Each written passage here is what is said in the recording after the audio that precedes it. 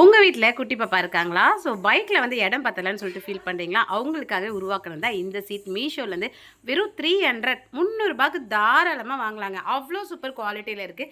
நீங்கள் எதுவுமே பண்ண வேணாம். எங்கள் வீட்டில் பார்த்தீங்கன்னா ஃபேஷனோ பைக், அதனால் பார்த்தீங்கன்னா நான் வந்து அப்படியே அந்த ஹோல்ஸ் இருக்குது அதில் வந்து அழகாக மாட்டிடலாம். இதில் வந்து ஸ்க்ரூவும் வந்து கொடுத்துருக்காங்க. ஓகேங்களா?